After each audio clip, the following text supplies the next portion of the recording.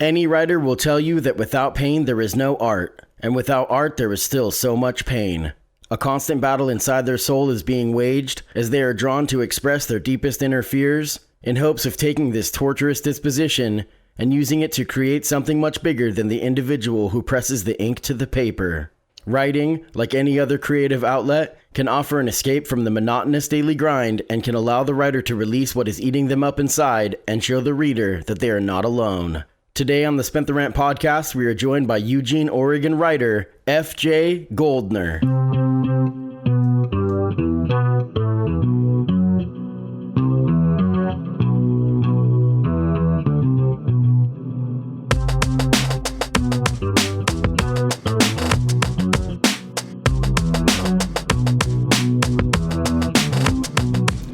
Welcome to the Spent the Rant podcast. I am your host, SelfEsteem BoatWillie.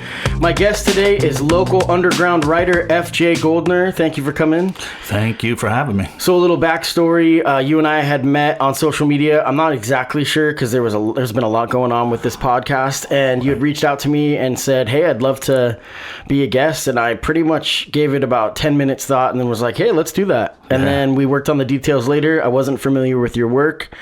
Since you've given me a couple copies of your books, and I'm not a big reader, but I went camping and I read some of them, and once I realized they were short stories, I was all over it.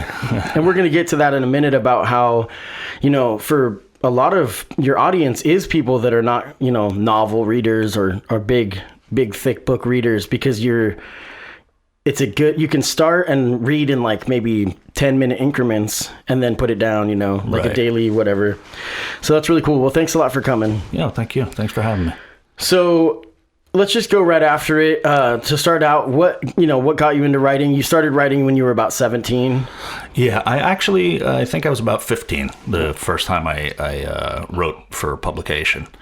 And I've been writing ever since. Right. And when it first started, was it something that just kind of like doodling? You just kind of grabbed pen and paper and it just started hitting? I actually went to go see, it was a concert. It was an Iron Maiden Quiet Riot concert. Right. And I came home and I wrote a story about what I saw. And cool. It was my first show, so... and that was the beginning of it. And this was in New York. So you were born in New York, right outside New York City. Yes. And, we're going to get to it in a little bit. You've lived in France for a while and some of your party days and then settled on Oregon. What is it that brought you to Oregon? My wife is originally from here, Dallas, Corvallis area. And she wanted to get back to the West Coast. She was sick of the East Coast. Right. And I was ready to go too. Right. And I mean, once you roll in and you see the landscape, it's like, what am I doing anywhere else? Yes, and it's gorgeous. I mean, the West Coast has its issues. Obviously you got the earthquakes going on right now and everything's pretty scary, but it is beautiful here. And I mean, people complain about the rain, but I think it's worth it's like it's July and my grass is still green. Absolutely. So one of the things about your writing that anyone that's unfamiliar, we're going to put links to how your website, there's links to how to buy it. You can also buy it on Amazon. Is the compensation good though, or is it better if people buy it straight through your website? Straight through the website. So go to fjgouldner.com and if you're listening or watching, we're doing video for the second time today. So if you're watching this, hey, thanks for doing that. And if you're listening and would like to watch, you can go to STRPOD.com, which is my website, STRPOD.com/video.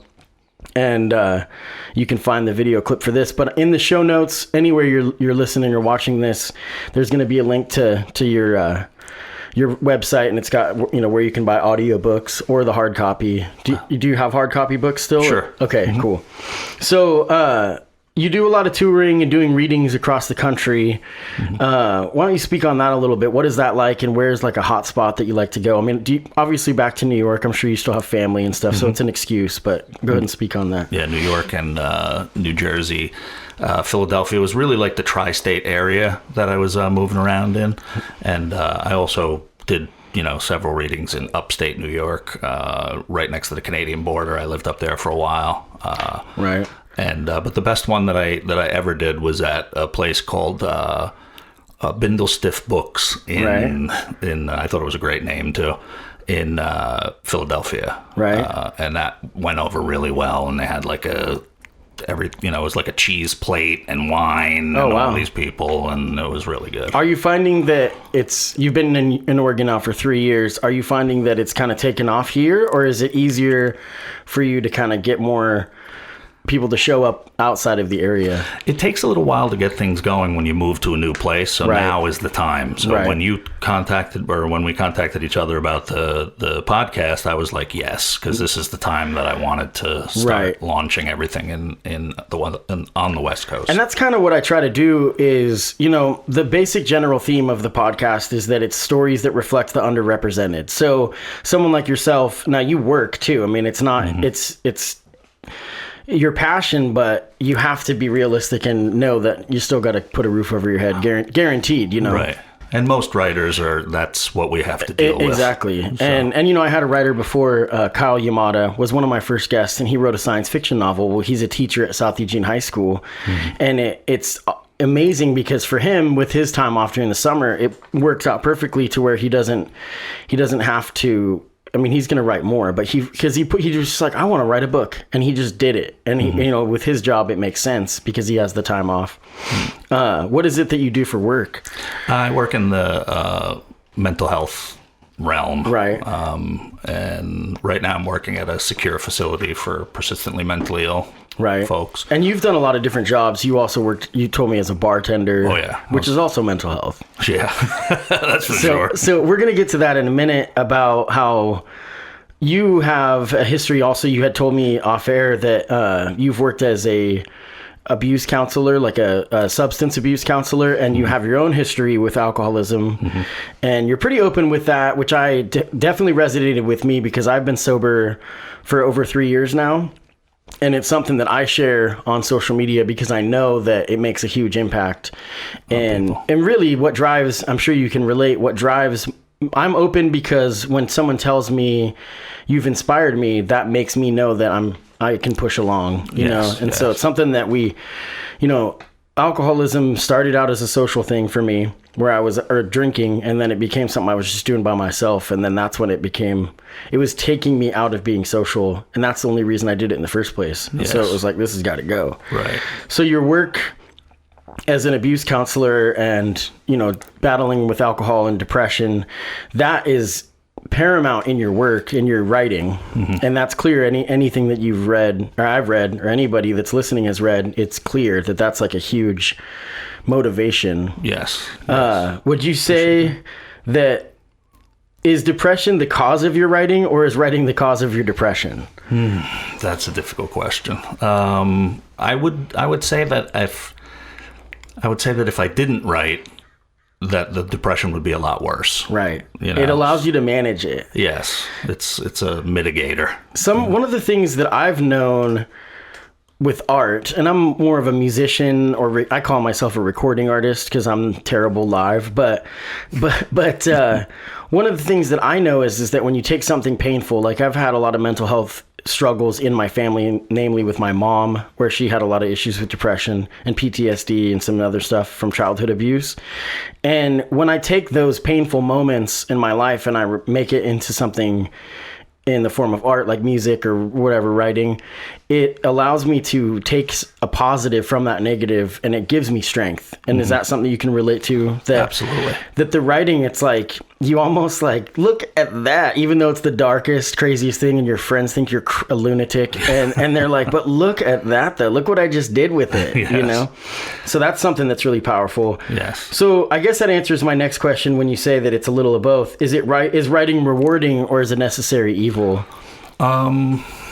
I wouldn't really call it an evil, but I have to do it. Right. If I didn't do it, then I don't know where my head would be. Right.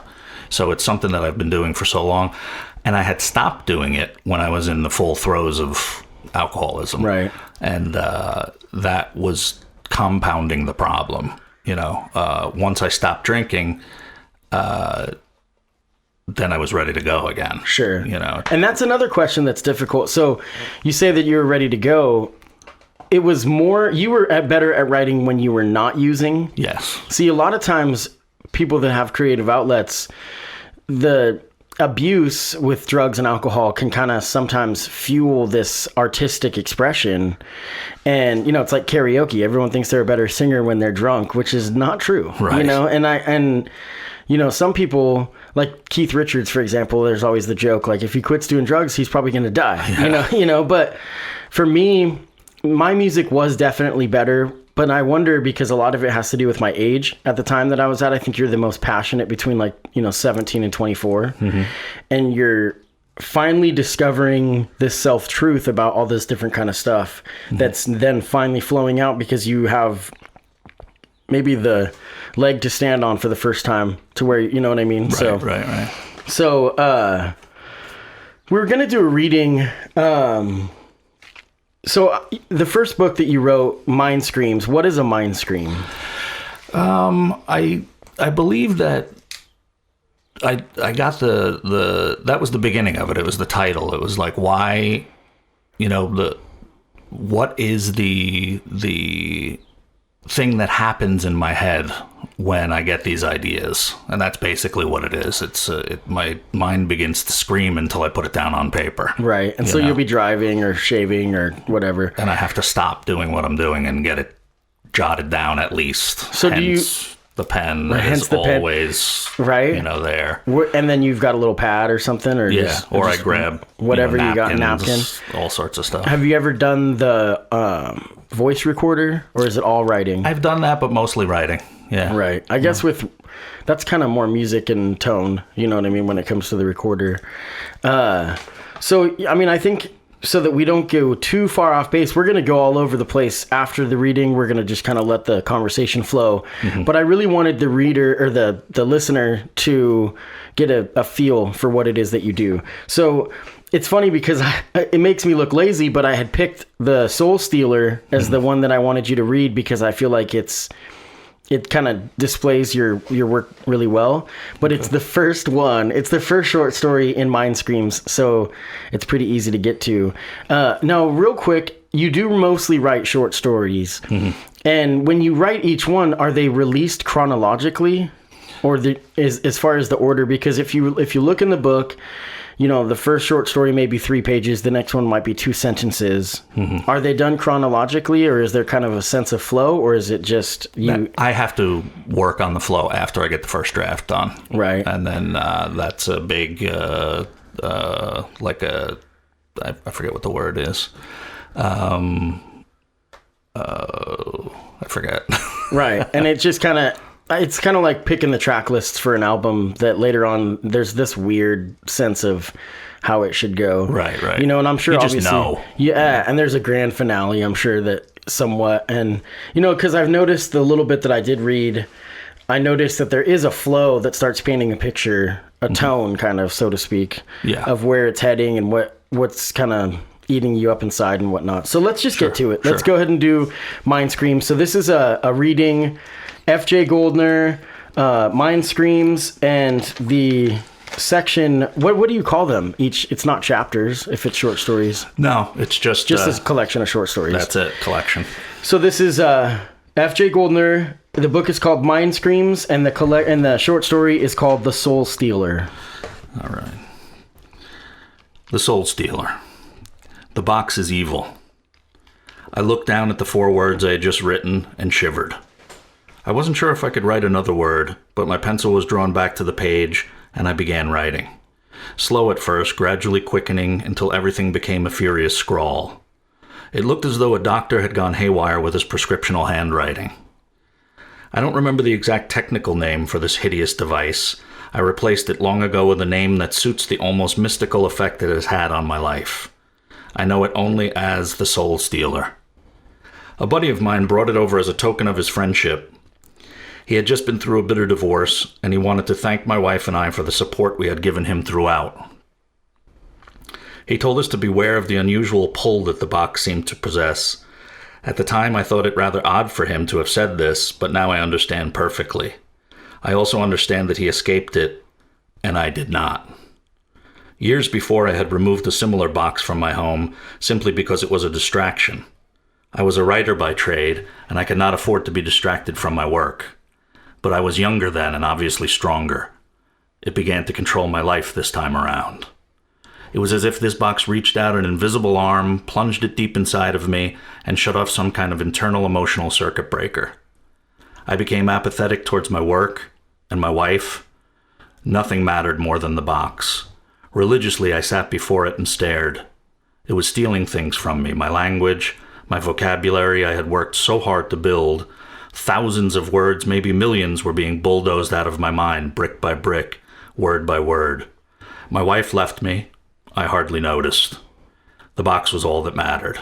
The box was a godsend. It was doing many things for me. It was doing everything for me. The box was holding before me all the mysteries of the world. I didn't even have to move. The box was I, and I was the box. It was all I could be. I was imprisoned. I suppose I was found by the same friend who had given me the Soul Stealer. I don't know what kind of shape I was in when he found me, but I can pretty much form a mental picture.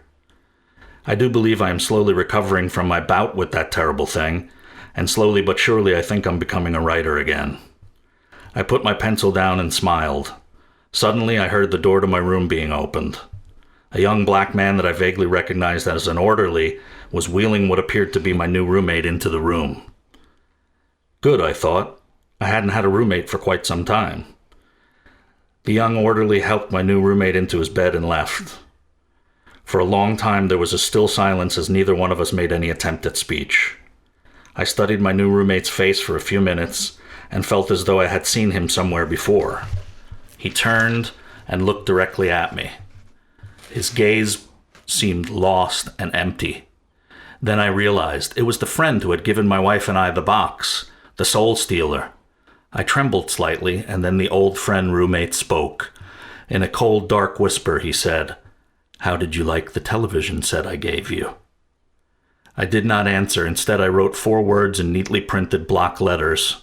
The television is evil. That's awesome. And that's that one. So when I read that, I was like, no, this is good. Because and that's why the big reason I wanted you to read that one specifically, not just to show how lazy I am. It's literally the first page of the book, but it shows the big reveal, and a lot of what you write about, it leaves you thinking like, what was that? Where was that going? Which is good. You know what I mean? But that one, it's like, it punches you right in the mouth, and it has this dark kind of societal, overview. Like a lot of what you write shows a kind of take on like the darkness in society. I mean, and when we had started talking, you had told me that your writing was kind of like underground punk rock writing, right. or and that kind of thing. So if someone were to ask you what it is you do, what would you say? I think it's the punk DIY ethic. You know what I mean? Because I published Mind Screams and Escape the Landscape, my first 2 books, with a publisher in Baltimore, Maryland. And their budget for unknown writers for promotion and stuff like that is next to nothing. It's basically nothing. So you have to do it all yourself anyway. So then I put out the 3rd, 4th, and 5th books by myself. And I just put from start to finish. We released them all, and they did far better than the first 2, right? Because of the readings and the traveling and the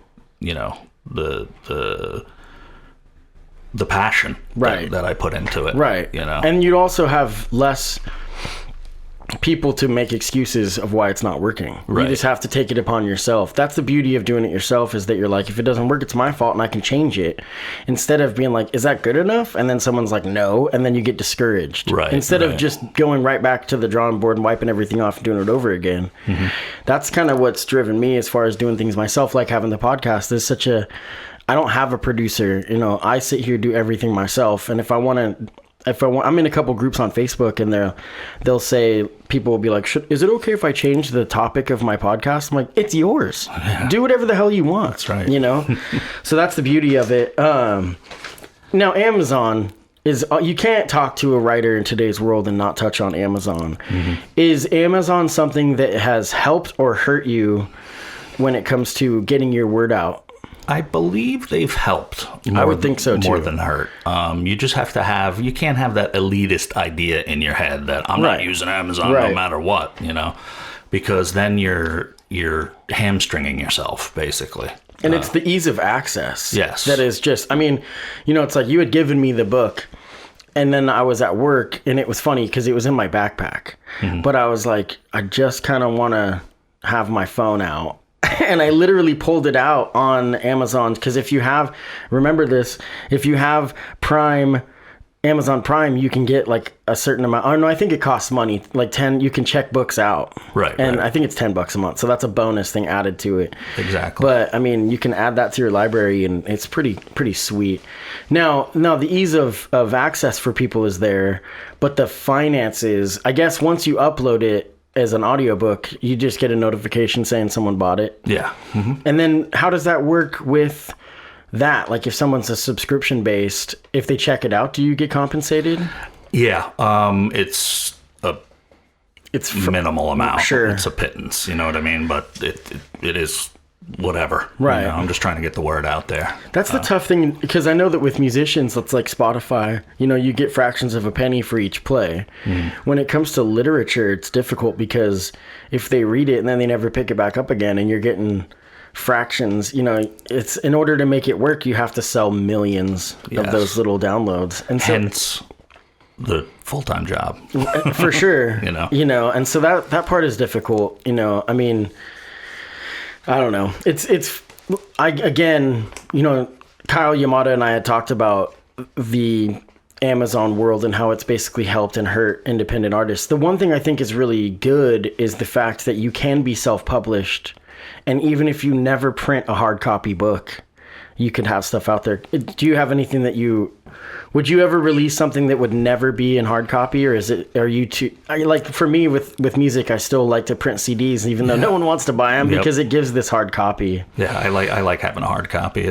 I'm old school that way too. And at your readings, it's got to be like, this is the one thing where independent artists, it's different.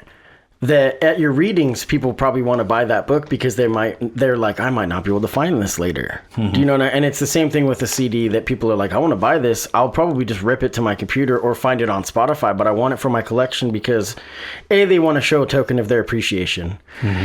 And B, it's like, you can't just get it anywhere. That's the cool thing about a lot of underground artists, is that it is hard to find them. Sure. And there's that obscure, like, record store style experience. And then you got the website there, so that's a huge plus. Which is a good one, fjgouldner.com. The link is going to be in the show notes. We definitely need you to check that out. And so, real quick too, I want to touch on my title sponsor is Oregon Cashflow Pro, which for anybody that is an independent artist like us, we know that you have to make money management choices. So I'm going to plug that real quick. A couple big websites, fjgouldner.com, and then OregonCashflowPro.com is where if you're looking to make some good financial decisions. So what is your fascination with jumping off of buildings? I've noticed in a lot of your work, in the little bit that I've read, there's like 4 or 5 references in the first 30 pages to jumping off of buildings. I think it's a New York thing. Yeah, well, that makes sense. But it also just intrigued me, as that would be the choice, right? For someone to make in their deepest, darkest moments of depression, right? To try to basically fly, and they find out very quickly that they can't fly. Right. And there's like a liberation to it almost until it's over kind of thing. And I get that. And it's funny, they must be a big city thing. Because in Oregon, this is dark. But when I was in high school, the way that, we had that dark conversation, how would you kill yourself? And I said 2 sharpened number 2s up my nose and slammed my head on the desk. But that was the nauseating feeling of high school, just in shock and all that stuff. That just gave me an idea for a story right there. There you go. Right there you go. They come in weird places. No, but I battled with depression, and when people, I know that with literature, suicide isn't always about that. It's about different things. It's about revenge. It's about, I have a song about that called Eye for an Eye, where it's revenge, but when you listen to the whole song, it's revenge on yourself is what the song is about. But, you know, it has an artistic, poignant, throughout history in literature, there's been this kind of artistic attitude about suicide. I mean, look at Romeo and Juliet. Yes, you know? I was just thinking of the same thing. You know, that there's this artistic outlet with it, which is obviously 13 Reasons Why, the show. I don't know if you're familiar or if you watched it. No. It's a TV show that was aimed at teenagers that's all about suicide. And it paints this really dark, glamorous kind of thing. And it's difficult with suicide because it's so fascinating because of the finality of it. Mm-hmm. But I just read that in that little snippet when I saw there was a few references to jumping off of buildings. That has to be why. That is the big city thing. I think that's definitely it. So, total segue, weird transition here, but I wanted to ask you about your family life. You have 7 kids. Yes. So talk on that. Now 2 marriages, and so you can speak on that a little bit. All right. Yeah, I was married to a French girl for 12 years, and we spent many years in France as well. And I had 2 boys and a girl. And then my second wife has 3 girls. And then we had a baby together, baby girl. So, so altogether it's 5 daughters and 2 sons. Oh, man. And what are the ages range? From 29 just the other day to 10. Oh, wow. So you've got a lot of work left. Oh, yes. Do they like your work, your writing? I only let them look into it in their late teens. You know what I mean? Before that, it's a little bit too dark for them to fathom it or to connect that with their dad. You know what I mean? Right. So I try not to let anybody read it until they're like 18, 19. Sure. But they like it. And then they'll pass it around to their friends and stuff like that. And their friends love it. Yeah. Yeah. Because it's like, oh man, he's cool. He's, you know. So that's got to be difficult with relating to the kids in a way that you really can't share your business work and your passion work, because with mental health, I'm sure you do you talk about your daily work to them? I mean, as a young kid? Not that much either. Because my mom was a case manager for senior and disabled services, and so she shared too much with me when I was a kid, and she talked about depression and mental health stuff a lot. And I just think there's different rules of thumb. Like there's different approaches to parenting. There's no real right ways. There's just a lot of wrong ones, you know? And so I just always wonder if that's a smart decision to make kids aware of it at a young age. 10 is too young, but I mean, I try to make them aware of it and take the stigma away from mental illness, and trying to normalize it for them a little bit. Like if they see a person in the street, like talking to themselves or something to that effect, I'll be like, well, he's having a little bit of a hard time right now, you know, let's just, all you can do is just hope for the best for him. So teaching empathy is crucial for sure. You know, and it's really important. You know, I did an episode on suicide prevention, and it's really important that we talk about these things openly to where you can not joke about it, but like keep it light so that people don't feel alone. Yes. Like that's really what it comes down to, because when you feel alone, you know, that's what I touched on in the intro of this episode also, that when the reader, one of the things that you offer the world is that the reader doesn't have to feel alone. And that's one of the reasons why I write, you know, one of the strong reasons why I write, so people don't feel like they're alone in there. Right. You know. And it's cool. I mean, there's such a need for niche, dark kind of art, because people feel so much pain. And there's a lot of people that are antisocial, which is one of the biggest reasons I do the podcast. I didn't think about this when I started, to be honest, but I've had a couple friends that are like xenophobians, you know, that have a fear of just the outside world. They basically just lock themselves up and watch Netflix, which sounds like every American, but Netflix and chill. Yeah, but they reached out and said, you know, what I like about what you're doing is that you ask questions that I would want to ask, but I'm not going to put myself in a position to do that, and to meet people from the community so that I can give them a sense of ownership over the community, like meeting people like yourself that they may not bump elbows with and whatnot. So that's really rewarding to me, because I am a social butterfly and somebody that likes to meet people, but not always, because I get social anxiety just like the next person, you know? So if a young person told you that they wanted to be a writer, what would you tell them? Buckle up. and get ready for the ride. Right. Because it's not an easy choice. Well, it's not a choice. It's a passion, so it finds you. Yeah, you're chosen, basically. You just have to be ready for a lot of rejection. Right. You'll wind up. I used to, in my first incarnation as a writer, I wrote till I was about 25 years old, from about 15 to 25, so 10 years. And then from 25 to 35, it was just insanity with the drinking. So it was sporadic, and I wasn't doing it properly, and I messed up a lot of things. I almost got a publishing contract, 3-book deal through a publisher in Philadelphia, and I wasn't able to follow up on it because they kept sending me the manuscript back with little corrections to do and whatnot, and I was unwilling to do that. I was like, fuck these people, and I was drinking, I was in my cups, and every time they sent it back, finally I was like, fuck that, I'll just do it myself, and I never did because of the alcohol. Sure. So you have to be, the first thing I would say is don't drink. What I mean? That's the toughest thing. We're talking about parenting. Like, what do you tell the kids when it comes to alcoholism? Like, do you believe it's genetic? Mm-hmm. So when do you tell the kid that, like, you might have a predisposition to alcoholism? When do you start to approach that? 12, 13? Yes. Probably right before it's, because 14, 15, I mean, I'm sure for you, when I was 14, 15, I was doing LSD. Oh, yeah, me too.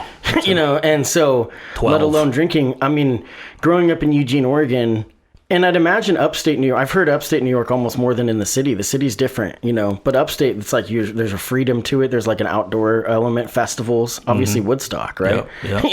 Festivals, and also just guys hunting with hunting camps and stuff like that. So I've heard upstate New York's basically Michigan, but basically that's all it is. Right. So you have to tell the kid, you might be predisposed to substance abuse, and so you need to be aware of those triggers. But it's difficult because I have teenage stepsons, and I have to talk to them about, like, I want you to live your life though. Like, that's the difficult challenge that, and I just tell them about how much alcohol, they talked about the television stealing your soul. Right. Alcohol will definitely do that. And like I said before about, you do it to be social, and in the end, it takes that from you. Yes. Takes everything from you, basically. And it's not something that you can beat. Many people for years have thought that they were going to be the ones to beat this thing. To drink moderately, to change the habit. Yeah. Yes. I mean, I think I look at it like an allergy, in the way that some people don't have allergies, and they can have a drink.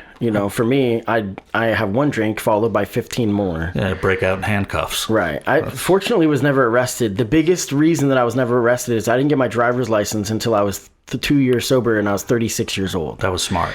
Because people can think what they want, but living in a town, I'm sure in New York it's common, but in a town where we have such a good bus system and transit system, I was like, I can get around just fine on my skateboard, and all my friends had gotten arrested, and you see that happening nonstop. That was very smart, because I'll tell you, all the years that I drove, under the influence, I should have had 500 DWIs, and I didn't even have one. Which is wild. I got lucky, but a lot of them were because of New York courtesy cards. Cops would give them to me, and you can show them to another cop when he pulls you over. What is that? It's just called a courtesy card. You can get one from a regular cop. You can get one from a lieutenant, from a captain, and it has their name on it, and it's signed. And you can just it's basically a get out of jail free card. Weird. Yeah. And so they're like, we already stopped him for this, and it was fine. Yep. Yeah. Dumb. You get used to it. Yeah. A lot of people get away with murder, as far as that's concerned. Right. So, speaking of New York, have you ever had any business dealings with Donald Trump? No, I never have, but he is not very high on my, He's not very popular in New York either, which is interesting. He's he's notorious for not paying his workers. That's what. I'm kind of on that the blue collar level of it. He doesn't pay his workers, and he starts, giant construction projects, and he brings the best of the best in to get the work done.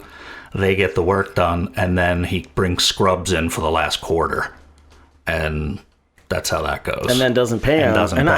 Oh my gosh, it drives me crazy that the people that supported him are people that pride themselves on independent small business, and I don't know, it's just, I think it's just gone awry. You know what I mean? I think the big thing, not to get off the point, I think it's almost impossible not to have a conversation without Donald Trump coming in some way. Yeah. But I think the big thing that I've come to the conclusion that with Donald Trump, why it's happening is because Barack Obama had a 90% or whatever number approval rating inside of the Democratic Party. Mm-hmm. And Republicans kept putting these people forward, like Jeb Bush and even Marco Rubio, who's tame compared to some, that were not, they didn't seem tough. They didn't seem like alphas. Mm-hmm. Mm-hmm. And Donald Trump, to a lot of people with no observation skills, they see somebody that is tough, and it's, I don't know. I think people come from a good place with it, but meaning like my father is a big fan, and my dad is not an aggressive person. Mm-hmm.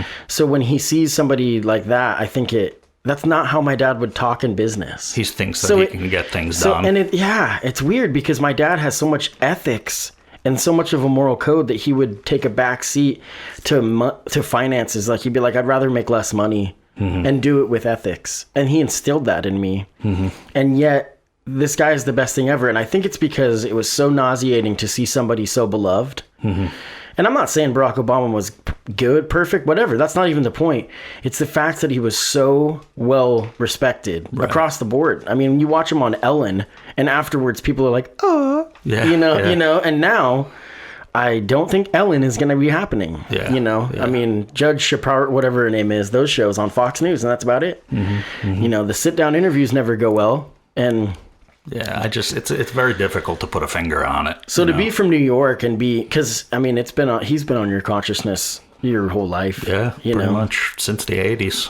And and then I don't think de Blasio is even that popular in New York. It's kind of interesting he's running for president. But so back to what we were talking about. Sorry, random segue into politics. I don't read a lot, so I was gonna a lot of times when people interview an author or writer, they ask, who do you read? So I don't read, so that doesn't interest me. So, because if you said it, Bukowski, I'd be like, that sounds cool, but I don't know anything about it. Right. Noam Chomsky, I mean, I'm familiar with who, and I've watched documentaries about him, but I don't read a lot. So what reality television show do you watch? Oh, boy. I try to stay away from it as much as possible. That's such a good answer. But is there a guilty pleasure? Below Deck. I don't know if you've heard of that. No, what is that one? It's about these people working on a yacht, and my wife has begun to watch the show, and I watch it as a guilty pleasure every once in a while. Yeah, see, that's the thing. So what is it that drew you in? I mean, obviously it was just proximity. Yeah, it's on the TV. Just the beautiful, like they're in the Mediterranean, and they're in Greece, and, and stuff like that. So I think the last one was in Yugoslavia and Split, and it's beautiful there. Oh, so it's more of like what channel is it on? Oh, that I don't Travel, know. Maybe? Yeah, I think it's Travel. So is it more of like an Anthony Bourdain, or is it pretty clean, It's pretty clean. It's pretty clean. It's about the infighting between the crew. Oh, wow. You know what I'm saying? Yeah. Those shows, it's funny because they're so addictive, those reality television shows. Yeah, they can be. I watch Big Brother, which is just straight trash. But I think the reason that we enjoy it is because it's like it's like sport almost. They're competing to get voted off and whatnot. But it doesn't matter. It steals your soul. It does. It does. And, it's funny talking about that, and kids today are like, haha, we don't watch television. And I'm like, oh, don't kid yourself. You're literally on your phone 24 hours a day. You got a screen. You just get to pick what you're seeing, but you're still being inundated and being controlled and manipulated by what that is. Yep. And I don't know. What drives me the most crazy about today with kids is that I don't know if there's a such thing as punk rock, because people like what they think they're supposed to like, and it's always been that way. Yeah. But I guess, I don't know. That's a whole different animal. But so you had talked about France, and I know that we were bouncing all over the place, and that's what happens with a podcast. Mm-hmm. I think you wanted to touch on that, living in France and the craziness that ensued. Yeah, it was one of the best experiences of my life. That was like my college, and I did an enormous amount of writing over there. But then after about 3 years, the alcohol started to get a little bit crazy, and I also delved into heroin for a time. And that was not a good addition. Right. But, that was kind of my attempt at the expatriate lifestyle. Sure. Going to France, and I wrote at places like the Dome and the Coupole, like all these cafes, famous cafes in Paris, and Shakespeare and Company and stuff like that. I was there writing there. And I started to get noticed by certain people when I was in France. One of them was his name was Georges Belmont, and he was the translator for F. Scott Fitzgerald, Hemingway, Samuel Beckett, and he said that I had something that he enjoyed reading, so keep going. And I went to go meet him in Paris, and went up on an elevator up into his apartment, and the elevator opened up onto his apartment, and there was just books everywhere and stuff. He was like 80 years old at the time. And he kept serving me. I had drank a couple of beers because I was nervous to meet him and whatnot. And because he was such a literary light, you know, for so long. And he kept serving me little glasses of scotch. And we talked for like 3 hours, and it was phenomenal and whatnot. And at the end, he's like, you can really do something with this writing, but you're going to have to stop doing something first. Yeah. So I stopped, and it took me years. Sure. What did you do? How did you get to break the habit and create new habits? For the first 2 years, I went to AA.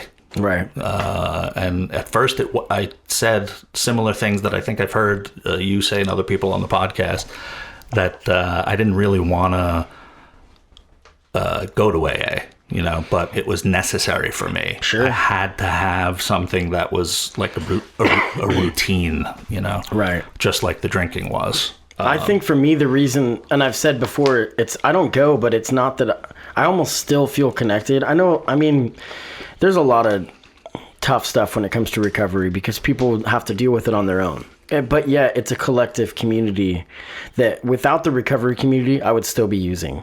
Right. So being that I don't go to meetings, I'm very fortunate that my life partner, my girlfriend, is very involved in the recovery program. Okay. And so I have a meeting every moment of my life. That's awesome. Where she's there for me, that she will, be receptive and whatnot. So, it's such a difficult challenge. It is. I'm proud of you for doing it. Thank you. Yeah. And getting it. For me, I'm very lucky that I just had this mindset that willpower is something I needed to own again. Mm-hmm. And then I needed to take back. And once I made that decision, it took me about 3 or 4 months of being a wounded animal, probably a little longer, more like 1.5 years of still teetering, but I never went back to take another sip. I'm not going to say that I was completely sober. I smoked pot and other stuff too. Well, if someone was like, you want a Vicodin? I'd be like, sure. Because it's not a huge issue. That's the main thing. If it's an issue for you, then you shouldn't be doing it. And it could be. I'm quite aware that you start delving into Percocets and all that kind of stuff, and the next thing you know, you're doing heroin. Right. And it's an easy slide. And people joke about, what about occasional, go out camping and take some mushrooms? I'm like, oh, hell no. Because been there, done that. You get back to the Donald Trump stuff. All I have to do is think about the state of the world, and my mind can't handle it. I can't even do a dab. Because my mind is just it races too much. Active. So when you were in France, was there a lot of alcoholism? Because this is one of the misconceptions I think Americans think, that there isn't. There's an enormous amount of alcoholism. People say, in Europe they can drink with dinner, and I'm like, no, dude. Yeah, they drink before dinner, they drink at dinner, they drink after dinner. Exactly. It's a part of culture. I think Americans are known for being excessive with everything, and we go big. That's true. Yeah. But it's everywhere. People are people. Well, that's the thing that you just said. We go big. Like we when I was bartending, I would drink, 12 pints and 8 shots. You know what I mean? And that's insane for some people. Like they can't even imagine drinking that much. Oh, that alcohol. doesn't seem shocking to me at all. I used to drink a fifth, and then I would go to the bar. And then sometimes I would get cut off. And at other bars, I remember I was at O'Donnell's one time, and she was like, "You've had too much to drink." And I'm like, "Okay." And I pushed my glass back. She goes, "Oh, no, I'll keep serving you." I'm just like, awesome. She knew I didn't drive. That was the thing, is I just didn't drive. And I think I was relatively harmless. I've done some very regrettable things, and I still have a lot of amends to make, but you always have amends to make, there's always something. It's a constant growth. Well, I want to thank you for coming out. FJ Gouldner, is there anything you want to tell? Another thing I wanted to ask you, locally, have you made any tight connections yet? Is there a bookstore that you really are big on locally? I do love Smith Family. That's the best. Bookstore. And Tsunami. Tsunami is on Willamette. Smith Family's on campus. Yeah. A couple blocks, 13th. I haven't really connected fully with any of them, but I went to a couple of shows and a couple of readings at Tsunami. So I'm starting to make little connections here and there. Yeah, and it's like open mics, and smash poetry. That's a different realm, but it is. But sometimes I'll kind of crash it and I'll do a reading or something like that, and it usually goes over pretty well. Sure. I mean, and that's the thing. I think people are open to the art world, and they like to think they are in Eugene, and I hope that they're welcoming, and So the website is where there's so much information, fjgouldner.com. Everything's on there, everything you need to know. It's really important that, you listening or watching at home, that you go check that out. And you can buy prints of the album cover, the book cover. So if you want to get an audiobook, but then you want kind of a keepsake or something, and there's no point in buying all 3 versions, you can buy a signed copy, like a print of the cover of the book. I think that's really a neat thing to offer. And there's links to where to buy the audiobooks, and you can listen to samples right on there. I was kind of messing around with it, and that's really neat. And then remember, you can always, if you would like to be a sponsor of the podcast, you can go to strpod.com/sponsors. Once you get to strpod.com, there's going to be links to all the different merch. You got t-shirts and stickers and all that. But then if you'd like to sponsor the podcast to make sure that this thing keeps happening, any small donation, you can click to be a monthly donator, which $2, $1, whatever you want to do, $5 a month, or you can just do a one-time donation. And that's what keeps this going, and new equipment, and this setup will grow, and I'll soundproof it and all that good stuff. It's a great setup. You guys should see it. So I really appreciate you watching and listening, and again, I want to thank you. It's really nice meeting you. Can I say yes? Can I say one thing? I just wanted to throw a shout out to my wife Kay, whom without Kay, I would not be able to do all the work that I do. She's always right there, supporting me in every way.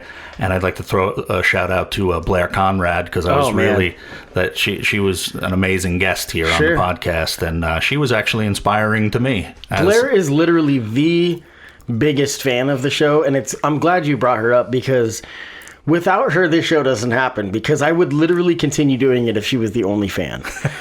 So, and I made a joke, a half-hearted joke. Someone was like, "I don't know who your audience is," and I'm like, "My audience is Blair." And congratulations on the Butte to Butte race. Yeah, she's killing it in life. She's going to be coming back on here soon. I want to talk to you off air, but I'm going to put you on the spot right now, because I want to write a screenplay, and I have this amazing idea that I'm hesitant to tell you because you'll steal it. I need to have happen. So we're going to have to sit down, and maybe, I think you might, it's funny, I'm not a very religious man, but I do believe in God, and I feel like God puts people in your life that need to be there. And I almost feel like there's a reason that I'm being rewarded for the good choices, like with alcohol and all that kind of stuff. Absolutely. That it's putting it right in front of me, and there's this passionate thing I have, and it's about, I'm not going to get into it too much because it'd be dumb, but it's about my early 20s and the pain that I went through, and then we're going to use some fiction in there too, but so keep your eyes peeled for this. It would be about an ex-girlfriend, Ezzy, loosely. But that's all I'm going to say, and it's something that's going to happen. I've been kind of tossing that idea around about a screenplay. I definitely want it to be a movie because the visual stuff is what I'm seeing. Seeing in your head. Well, thanks a lot. Thanks for coming. This has been really awesome. I appreciate you. We're gonna break stuff. I appreciate you being here, and we're gonna end the show with a local Eugene punk band, my buddy Jason Burton's band. They're called Not a Part of It, and this is You Are the Program. So, nice. Not a Part of It, You Are the Program. STRPOD.com, FJGouldner.com. Thanks for listening. Thank you.